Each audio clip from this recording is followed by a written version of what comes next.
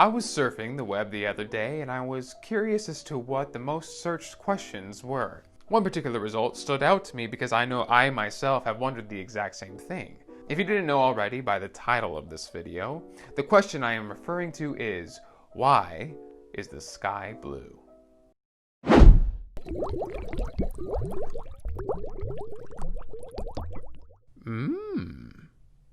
Before we jump into the video, it would be very helpful if you like this video for the YouTube algorithm, and if you haven't already, subscribe to the channel so then you can see all the knowledge dump content you enjoy. Thank you. We can all be sure that most people at some point in their lives have asked the question, why is the sky blue? It's one of those things in life that is always constant, but we often overlook the incredible science behind making the blue sky possible. In short, the sky is blue due to the interaction between three things: light from the sun, particles in the atmosphere, and the way humans perceive light. But before I go any further, I need to tell you a little secret. The sky isn't really blue. I know it sounds crazy, but stick around to the end so I can better explain myself. Let's begin with how exactly sunlight interacts with particles in the atmosphere. And when I say particles, I am talking about the extremely small particles in the atmosphere, like oxygen and nitrogen molecules. These molecules are hyperabundant in Earth's atmosphere, and they are so small that they are even smaller than the wavelengths of visible light.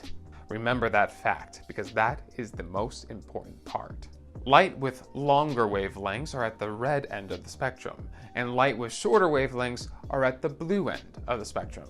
And since blue light has shorter wavelengths, they are more likely to interact and hit those minuscule molecules in the sky. When the light hits the molecule, it gets spread throughout the sky. This effect is known as Rayleigh scattering.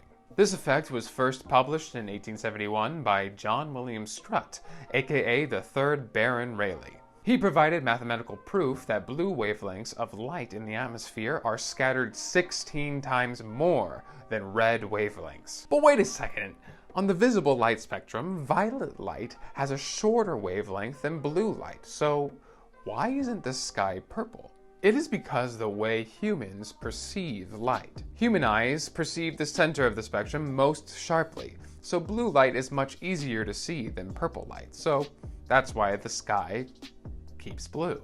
This brings me to my previous claim that the sky isn't actually blue. You see, the sun emits all colors, but not equally. It doesn't emit much red or violet light, and most of its light is in the greenish-blue part of the light spectrum. So when light from the sun scatters, the sun's white light shifts slightly to the blue side of the spectrum. And since the sun already emits less violet light than the blue light, the sky appears blue. But we all know that the sky isn't always blue. How come at sunset the sky appears more red?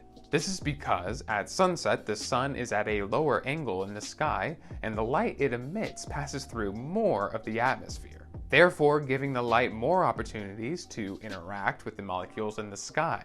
This allows more of the red and yellow light to pass through and hit your eyes. And at this time, larger particles like dust or pollution have the opportunity to scatter more of the light that has longer wavelengths, like red or yellow. This is why high pollution areas on the West Coast, like Los Angeles, can create some of the most beautiful sunsets. So next time you're admiring the sunset from the Santa Monica Pier, you can say, "Ah, how filthy the sky is."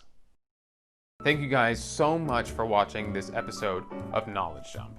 If you made it this far, we thank you so much and we appreciate the support. If you haven't already, like this video and subscribe to the channel. It really helps with the YouTube algorithm. We are a new channel and we'd appreciate any feedback that you may have. So if you have any topic or subject that you would like us to make a video on, comment it below. So again, thank you for watching this episode of Knowledge Dump. Like and subscribe. And as always, we believe in you.